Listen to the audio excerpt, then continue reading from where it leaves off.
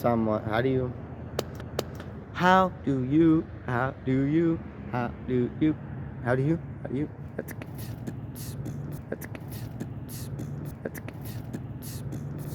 how do you mend a broken heart when you still live with the heartbreaker?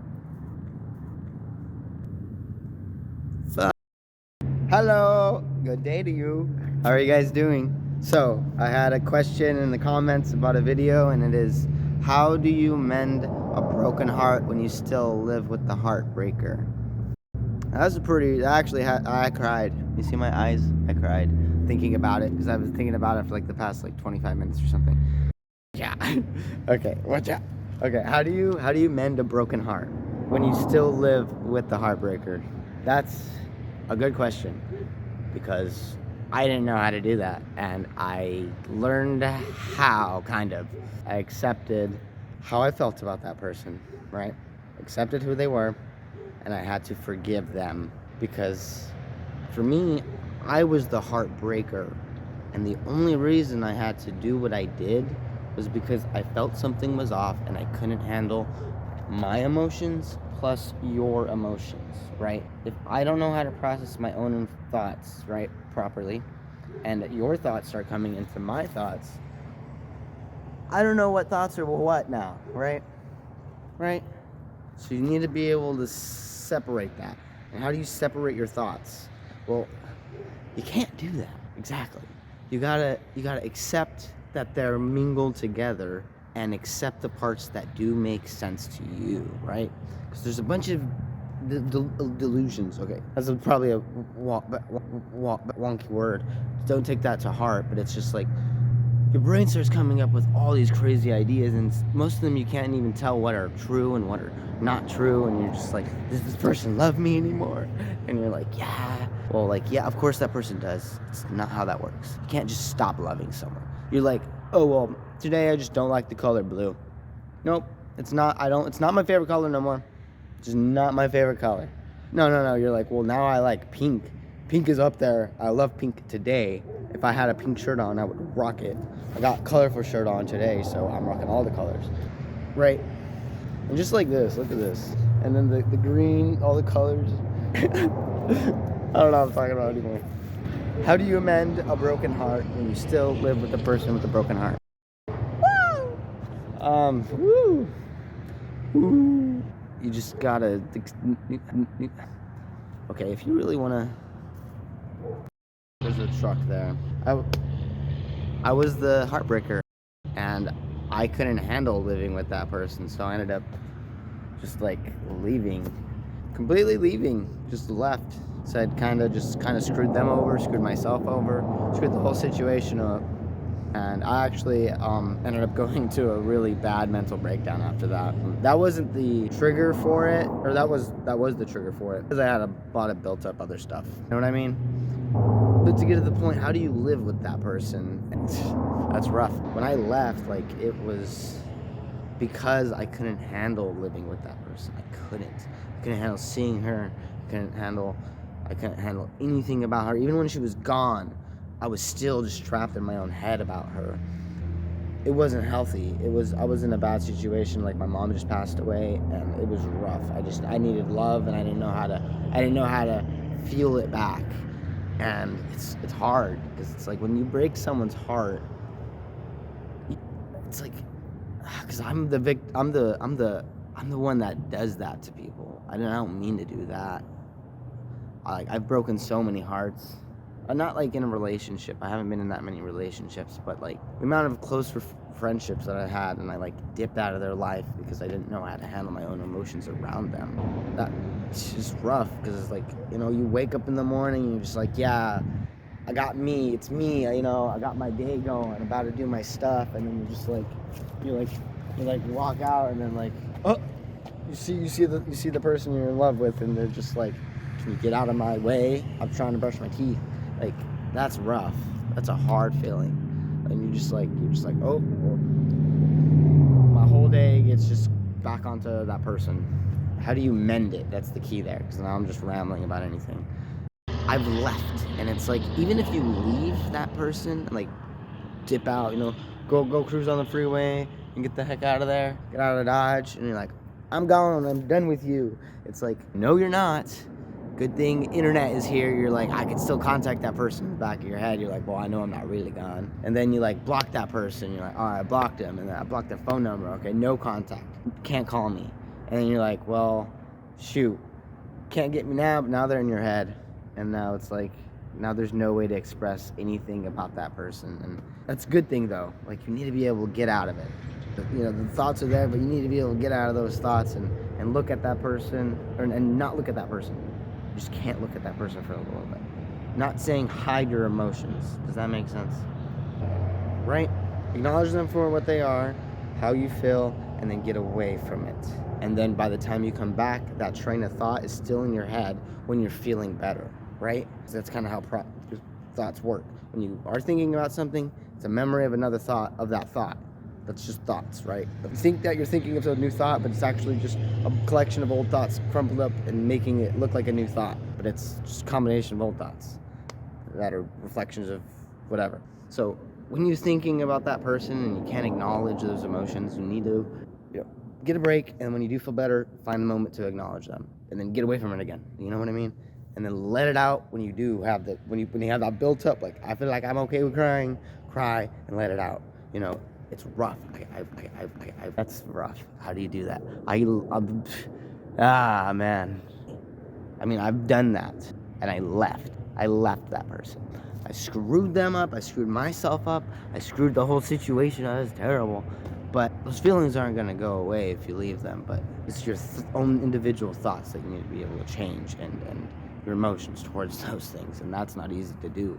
When you've been thinking of the same process every single day of that person, and suddenly that whole reality of that person is, you don't know what to think. It's like, here was that perfect image of them, and then that whole thing just goes, all these pixels are just scattered, and then it looks like, your Wi-Fi connection, your signal's bad, and you can't connect the dots anymore. And then you have to go back, how you felt about that person. You kind of have to build up a whole new thing. It's not the same thing that you was before.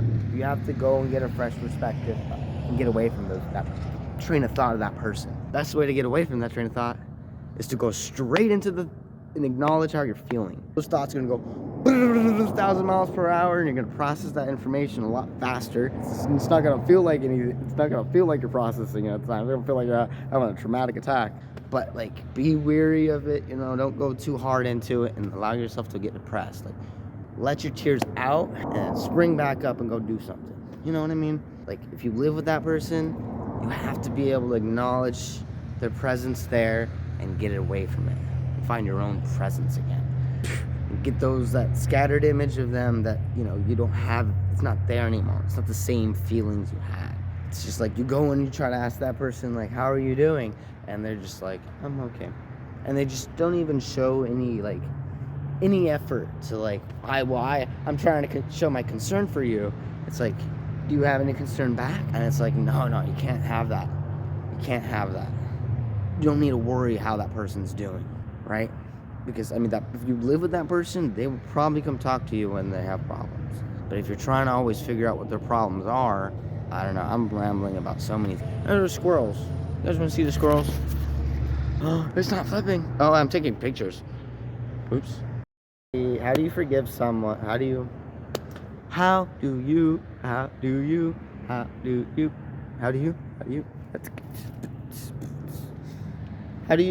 mend a broken heart when you still live with the heartbreaker? Forgiveness. You have to forgive that person. You do. I tend to break a lot of hearts. Break hearts multiple times over and over again. And it wasn't good. And it wasn't healthy.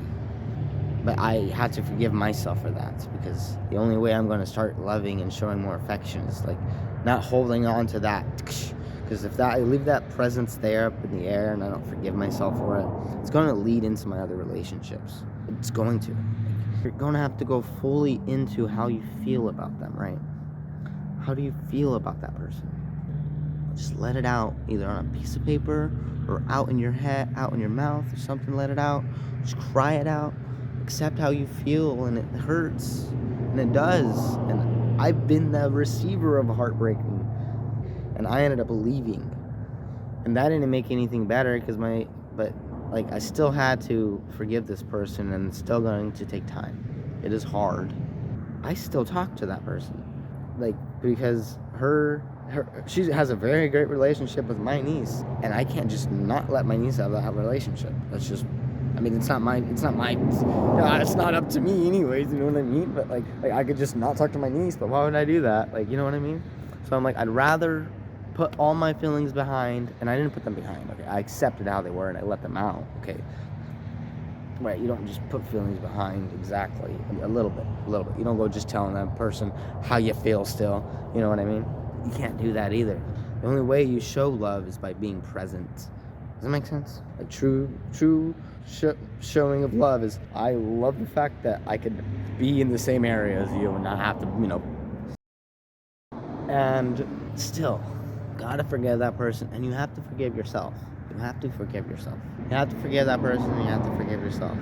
If you want to mend a broken heart, you have to forgive that person, and you have to forgive yourself. Because something just didn't click with you guys, and just like when you go to buy something at the store, and you're like, you want to have a good conversation with this guy, but this guy's just like, because you're all excited, you're like, I want to tell the cashier, like, I found $5 today, and he's just like, yeah, man, whatever, dude, get your eggs and leave. It's like, why I just wanted to have a good conversation, man, and it's like, but like, you live with that person, you have to be able to, if you can't handle being with them physically, I don't know. This is such a hard question. There really is no way you can't instantly. It's just a process of forgiving. Yep, the only way you can really mend a broken heart is forgive that person, and if that person is too overbearing to be around, oops. Okay, what's up? Hello, what's up, guys? You see my dance moves? Guess what? So, how do you mend a broken heart when you still live with that person? That's a hard question, right? And the only way I've literally been doing this for like 30 minutes now, trying to record this video. But the only way is two things. One, if that relationship is too difficult for you to be around that person, try to find a way to leave if you can. Even if, like, worst case scenario, something bad happens, yeah, you'll put in a worse situation. Isn't any worse, you know what I mean? You just gotta get out of it. Whatever's best for you. If you feel like you could still be around that person, then, just gotta be able to get mentally away from that person. And then the second thing, which is actually should be number one, but is just forgiving that. It's number one in the sense of you still gotta do it anyways. Number two, yeah, but you still gotta forgive. Forgive. Forgive. You have to.